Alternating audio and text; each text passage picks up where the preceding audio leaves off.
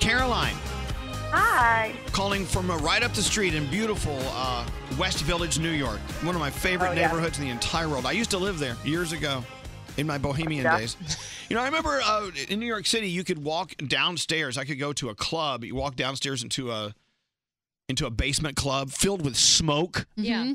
And listen to jazz until 4 in the morning and just get drunk listening to great music. And then they I can hear those clubs. Well, I'm sorry? I can hear those clubs from my bedroom, but I know. They don't let them smoke in there anymore. There was something about going home smelling like smoke, but as long as you're listening to jazz all night and you're in the West Village, who cares? Go to Fat Cat. Exactly. Yeah, well, you're down the street from Marie's Crisis and all that kind of stuff. Mm-hmm. Yeah, right, so I know. I'm amazing. Caroline is in a drag today because she's turning 27 today, and you're saying you're feeling a little midlife crisis-y?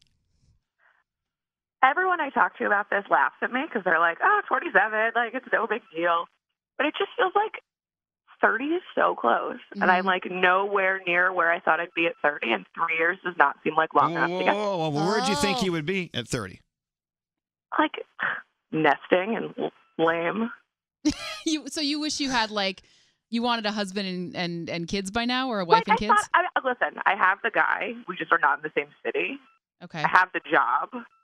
It's not feeling like it's, like, I have to, like, we're trying to find a city to move to together, and I'm leaving New York, and I'm probably changing jobs, and, like, that just seems like a lot of stuff to go on before I'm, like, settled in 3 years. You know, we live in this world where people have goals. What's your 1-year goal? What's your 5-year goal? What's your 10-year goal? And I, for one, and look, everyone's different. I, for one, have never bought into you must have a goal on a calendar and be doing this by a certain time in life.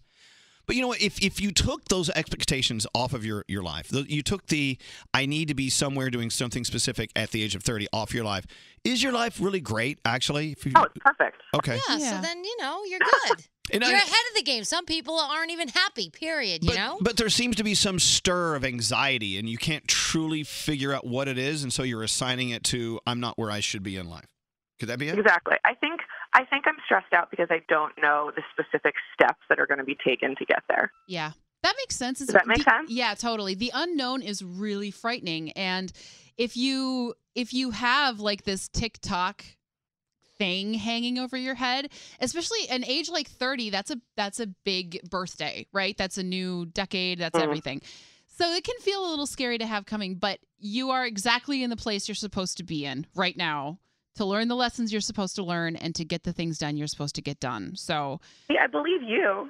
Yeah, she doesn't believe herself. Like, and at the same time, you have to look at it like this. Don't look at it as what you're so nervous about. Think of the excitement of all the change that's going to happen. And it's like, there's so many cool things ahead of you. Look at this. I'm reading some texts coming through, Caroline. She's 27. Get over it. Nobody's where they want to be in life at 27. Area code 732. I'm 28. I feel the same way. Area code 516. I feel the same way. 30. Seriously, going to be so dirty. I'm much happier in my 30s, says this person. Well, okay, look, all we can do is tell you where we are in life because we don't know how everyone's life is rolling. But I will turn 53 years old next week. Yeah. And I've never been happier.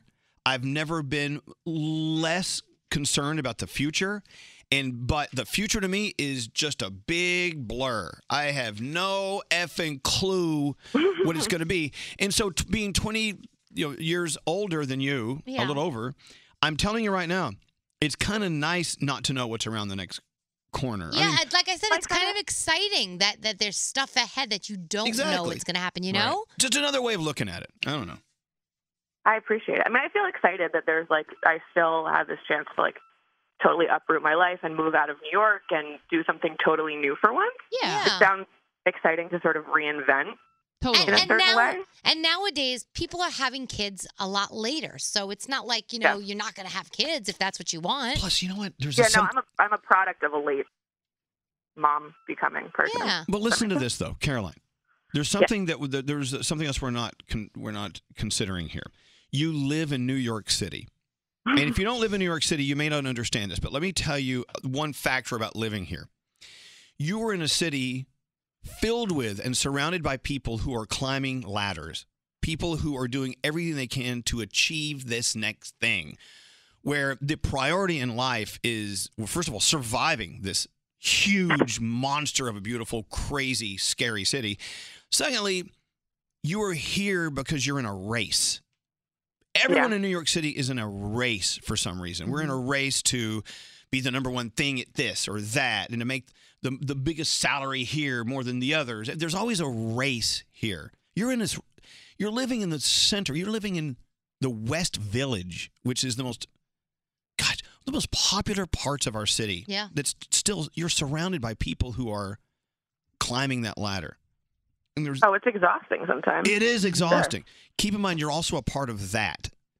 Mm-hmm. And so sometimes, look, I'm not saying you have to leave the city, but I'm saying you have to let yourself off the hook a little bit and just enjoy that little bitty park over by Magnolia Bakery.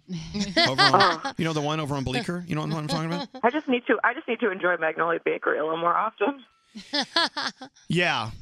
Pudding. You're great. You're right on track. Yeah. Give yourself some credit. Let yourself off the hook and just go out there and have a brainless day when you're not trying to beat traffic and beat someone to get into an Uber. And you know what I'm saying? You're going to be fine. The funny thing is, people who have it all together have days where they feel like they don't have it all together. Oh, people who have it all together don't have it all together. They just look like they do. So you're in, everybody's kind of in the same boat with things. I mean, every now and then I want to pull my hair out at home and this, even though I think, everything's great. There are moments where I'm like, okay, this is ridiculous. But everybody has that. You're fine.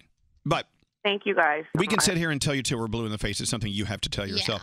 We love you. Happy birthday, Caroline. Yeah. Thank you all so much. And my gosh, one day you're going to look back and go, God, I remember my days when I lived in the West Village in New York City. And you're going to miss these days. So cherish them as you can. For sure. Right. Yeah. Have a beautiful day. Happy birthday. Thank you so much. Have a great day, guys.